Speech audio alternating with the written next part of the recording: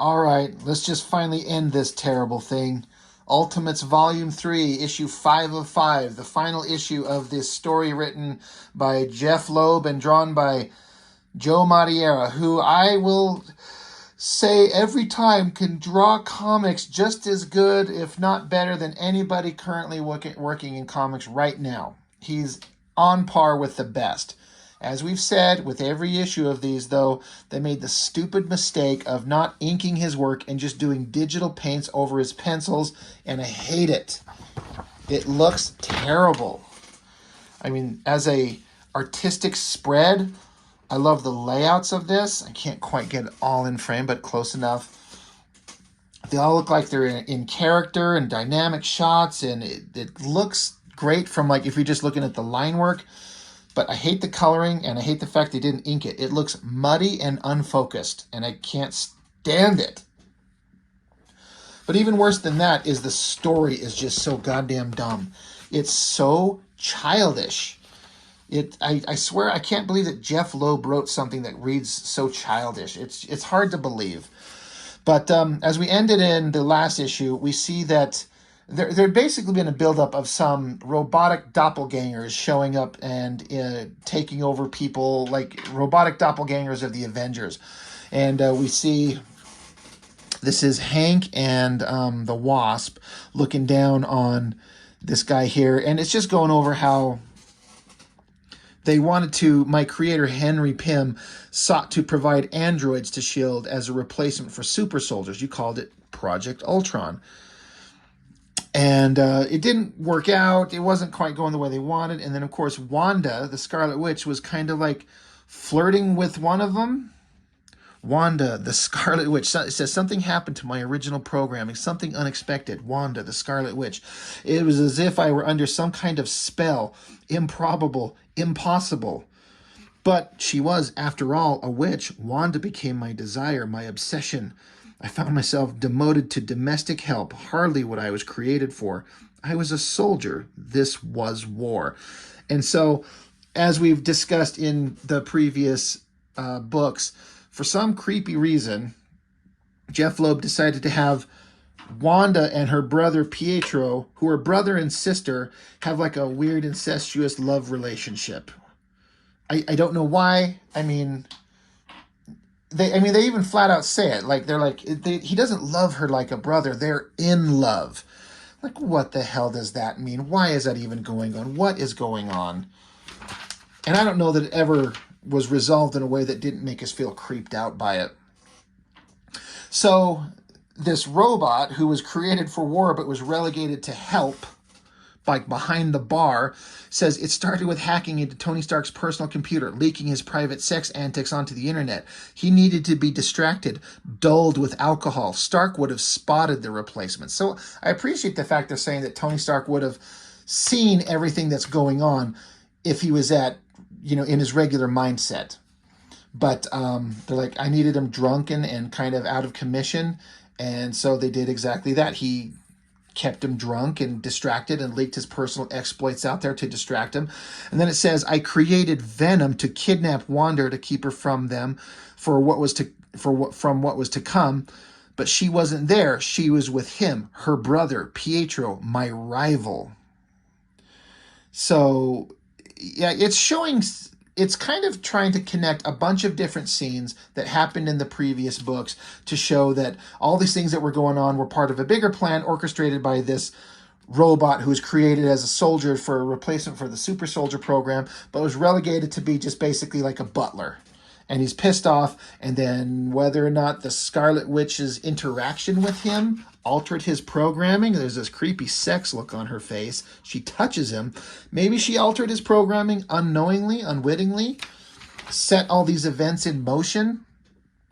Once again, I got to give it to Joe Matt. I love all his choices of shots, his expressions, the figure work. I cannot stand this muddy, unfocused coloring on top of his pencils. It does not work. It's terrible. So it builds up to the scene where the Scarlet Witch got shot. She's out there with her brother during the snowstorm, and then we got this guy in a cloak and a hat, clearly some creepy robot thing. He points his little robotic finger at her, fires, and this narration is all from this robot who's basically going over his like monologue explaining how he's the one behind everything. He says it was a crime of passion and no one suspected the butler did it. Jesus Lord. So they're like, oh my God, that thing murdered Wanda. Yeah, and it doesn't stop there. So then this robot's here. He's like, you named me Ultron. I took the name Yellow Jacket. After Wasp, after Ant-Man, the next generation of Ultimates. I did it all for Wanda. I needed her by my side to see me as a hero in her eyes. So, okay. But I'm just trying to decide how much of this ridiculous story I need to bother to explain. But basically, evil robot created an army of doppelganger robot Avengers, and they killed Wanda, which then enraged her father Magneto, and he's going to go on a rampage and start a war and go to and create everything to go to hell, which is exactly what's happening. And Pietro's pissed off too, so he's standing by his father's side. And so they're off in the Savage Land, off the coast of Australia.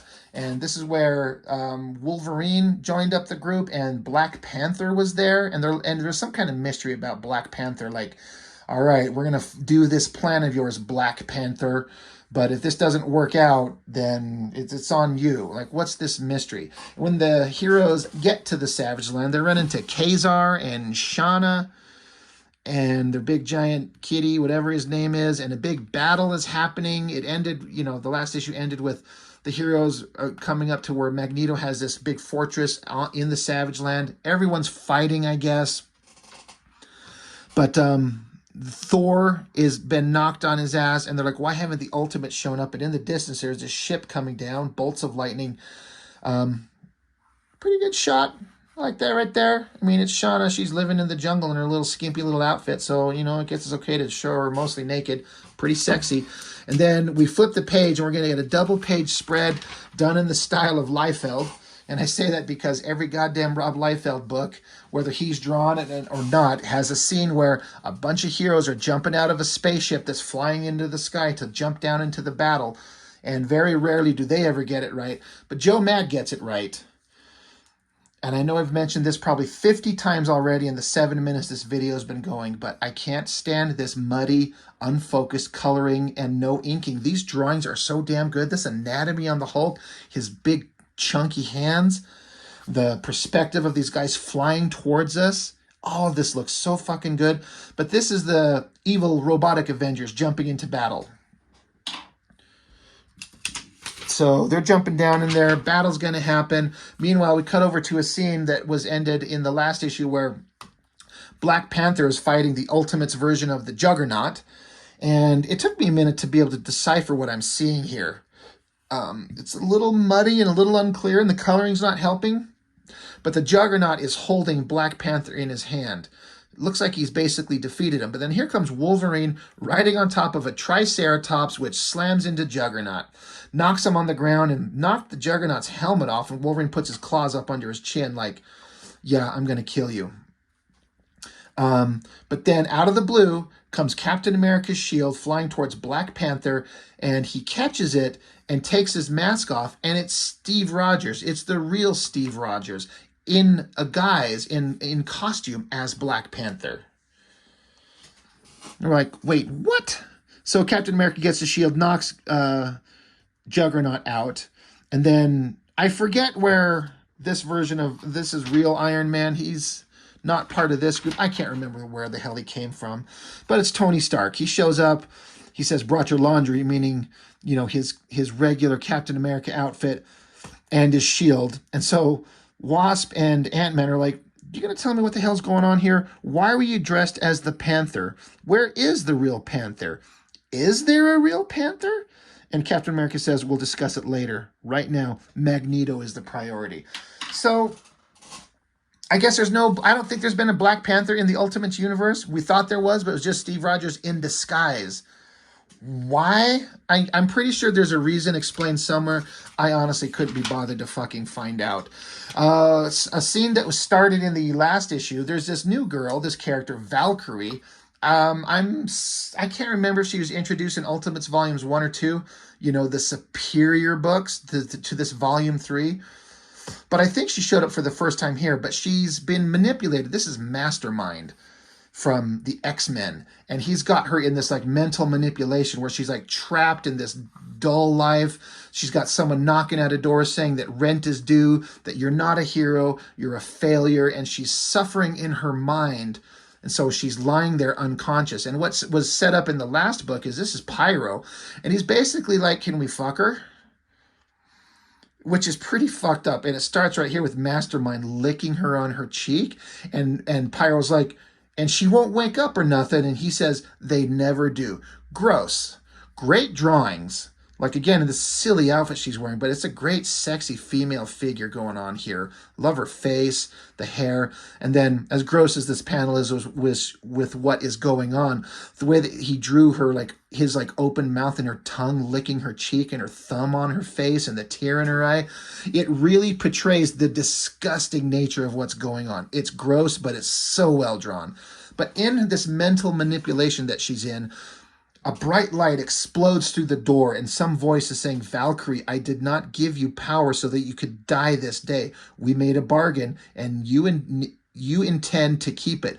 Now go, slay your enemies. I don't know who or what this is, but it breaks the control Mastermind has over her. So while they're trying to violate her, she reaches her hand out, grabs her sword, chops his head off, and just says, dead men.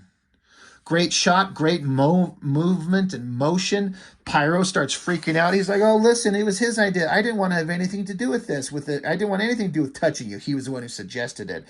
He says, I've been a good guy. I was even one of the X-Men for a little bit. So she like chops his freaking hands and fingers off. And so she says, now where'd I leave my horse? So I like that she, obviously, we weren't going to see a horrible scene of terrible things happening to her. And she, you know, punish the bad guys appropriately. Great drawings, terrible, muddy colors over his pencils, especially this panel. It's so unfocused. I can't stand it. And then we're back with Magneto. He gets slammed in the chest by Robot Thor's hammer. They all, you know, face off against Magneto. We dare. It says, who dares? I am still holding Thor at the Earth's core. And they say, we dare, Magneto.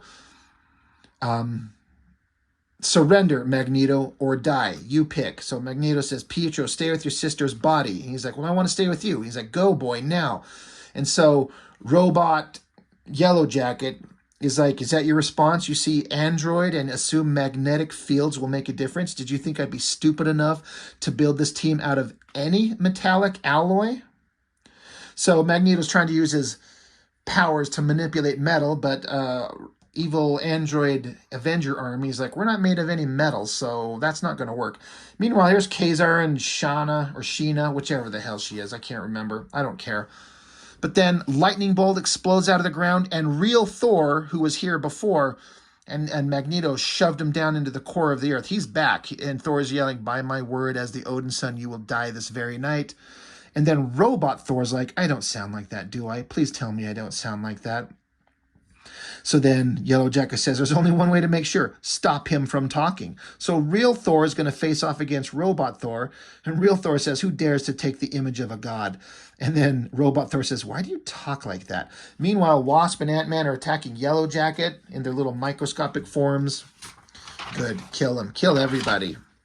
And then this is both equally great and terrible. Once again, a great double page spread. Like that shot of evil robot Avengers dropping out of the sky. It's so well drawn, and the coloring is just murdering it. It's so oversaturated. It's just terrible. It just ruins everything that's awesome. You got real Captain America punching fake Captain America. Like each one fighting off against their doppelgangers. Like Iron Man's, Thor's, Captain America's. Wolverine's charging after evil robotic Hulk here. What a great monstrous face there. This big, chunky, thick Hulk hand. And Magneto's just standing off in the distance. I bet he's going, what the fuck is going on? The thing about the Ultimates universe version of Magneto is he's Unlike the real regular Marvel Universe version of Magneto, who has a soul and kind of like a moral center, this version of Magneto is an absolute murderous monster. But the battle continues on. Thors are smashing up against each other. Captain America's getting punched. Wolverine's putting his claws through a robotic Hulk's face, saying, I kind of wish you were the real Hulk. Me and him got unfinished business, which I think is a reference to this Ultimates Hulk and Wolverine 6-issue series drawn by Lionel Yu, which had a massive, gap in between a couple of issues. I think it was a couple of years. I've got them. I plan on reviewing them. There's some pretty awesome big-time fights going on between Hulk and Wolverine, and you see some shit in that book that you don't ever see. Iron Man gets zapped by fake Iron Man, kind of zaps out his suit.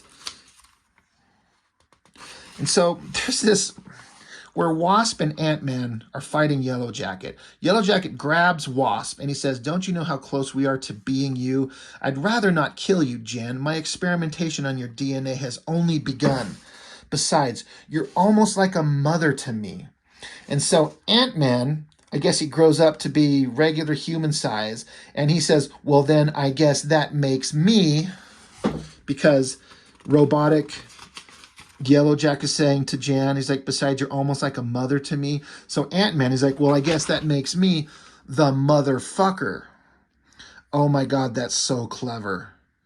It's like, I guess he turns giant because you got dinosaurs down here. And so he went huge, but did he turn Yellow Jacket huge? I don't know what the hell is supposed to be going on. I don't get it. It's just weird. Great drawing, though. Great dinosaurs.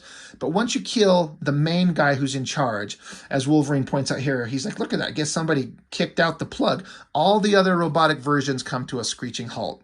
And Ant-Man's saying it was like the servers to all the others. When he crashed, he took down the mainframe. And so Wasp was like, Hank, you've never grown to this height before. He's like, well, Ultron pissed me off. Now, this is a thing that was brought up in the Ultimates Volumes 1 and 2, where the original Ant-Man could only grow to a certain size, and he stopped and couldn't get any bigger. But now I guess he just has to be pissed off and he could grow bigger. Okay, great. So she says, if you shrink back down, I'll give you a kiss. And then regular Captain America knocks the head off robotic Captain America, and Wolverine's like, way to dot that I, Cap. That's kind of funny. So anyway, so now Jan, the Wasp, she's like, Magneto, we came to the Savage Land to find out who killed your daughter, to learn who murdered the Scarlet Witch. And then, I don't know why there's this inset panel of like Sabretooth getting shot by Hawkeye. That just kind of shows up there. And then, but it continues with Jan saying, it turns out it wasn't any man or any woman we could blame. It was a thing, a machine. Cuts back to Hawkeye saying, maybe I am dead and I'm just a ghost going through the motions. You know, one of those ghosts that's not going to rest until my job's done. So it's cutting back between these two different scenes of Hawkeye, which, has he even been in this book yet? Hawkeye used to be a really interesting character and a member of the Ultimates, the Avengers. But in Volume 3 here, he's just a one-note, violent asshole. And it just completely changed his character. It was really stupid. It's one of many stupid things. But anyway, Jan's like, it was just a machine that killed your daughter. And Magneto says, why are you telling me this? Do you expect some sort of forgiveness? Did this robot just build itself? No man's hands gave it life. She says, of course, but it's unclear if Wanda did alter its programming. Magneto says, don't even say it. My daughter was not responsible for her own death. Meanwhile, Hawkeye shows up while they're having this conversation. They're trying to diffuse the situation because you don't want Magneto pissed off and going on a rampage. Hawkeye shows up. Just for once, shut up. So he shoots this weapon at Magneto with the intention of killing him. Bang, he shoots. The bullet's flying towards him, but then out of nowhere, Quicksilver, Magneto's son, jumps in front, takes the bullet, says, Father, forgive me, and drops him dead. They're like, Hawkeye, what'd you do? He's like, the job. Can I go die now? And Magneto is pissed off. He's like, no, no, no. He screams no. Giant eruption of the ground. And they're saying, stop him by any means necessary. And Iron Man's like, I got nothing. That Tin Man... I got nothing. That Tin Man shut down everything but life support in here. Thor, I love this shot of his face. Looks so good. He says, I will have it, Magneto. Come face me, coward. And Magneto pulls Thor's hammer away from him and then rockets up his, that's what's going on. He's got this structure that he lives in. He rockets it up, taking the entire structure, himself and his son's body, away from the Savage Land. And as Thor is falling, Valkyrie shows up. She found her horse. She grabs Thor. They make out. Again, I've said this before, drawing people kissing is hard, and he nails it. Really well done. And then Iron Man saying, Jan, we've got nothing that can get to that altitude at that speed. And they're like, well, then he's gone. So Magneto has left. He's gone. He's pissed. And it says Magneto's citadel later that night. He's crying over his son's dead body. He's saying, I know we had our differences, terrible differences, but in the end, I hope you know that I loved you and your sister equally. I know you can't hear me, but if you could, tell me where you took Wanda's body. I just want to bury my daughter. I think these drawings are so well done. This evil look in Magneto's eye. He says, for what they've done, for what this world has done, for killing my children, they will all pay the ultimate price. And then there's like a side shot of Quicksilver's body and even a little tear coming out of his eye. Great drawings, terrible colorings, terrible story. And then we cut back to this scene over here where, you know, they're packing away Hawkeye and it's all kind of, this is all just kind of stupid. Kazar saying, well, even though it didn't turn out like anyone expected, Wolverine says, never does, Kazar. Kazar says, we just wanted to thank you all. And Wolverine's like, well, thank you for what? And he's like, you come to the Savage Land to lead a revolt against Magneto. He's gone. Our people have taken back what was ours. And so Valkyrie here is like, cool, you should come visit us in New York. And Shauna's like, really? I've always wanted to see the city, any city. And so Valkyrie's like, cool, bring your cats too. And then, so now Captain America's going to have some words against Hank Pym here. You're under arrest when we get back home. And they're having a little pissing match about, you started this with the robots, and Hank Pym's like, hey, I saved everyone's life. I stopped this thing from happening. Cap's like, well, you created it in the first place. They're just bitching at each other. And then Jan says, I still lead this team. Cap, you messed up with your whole Panther charade. I need you back in New York City. And I needed you back in New York City, and you were nowhere to be found. Hank rose to the occasion. He's earned a place on the Ultimates. You don't like it? Find another team. And Wolverine's standing over here with Valkyrie, and Wolverine's just like, I need a beer. Yeah, we all do. This is like children fighting. It's kind of stupid. And there is an interesting thing. It says, for what they've done, they will have to pay the ultimate price. This vow that Magneto made leads into Ultimatum, I think it's called, where they basically have this big giant final kind of end to the Ultimate Universe, which the Ultimate Universe started out relatively strong and interesting with Ultimate Spider-Man and the Ultimates. The X-Men and Fantastic Four were kind of okay, but then they just got kind of terrible. 3 days later, location undisclosed.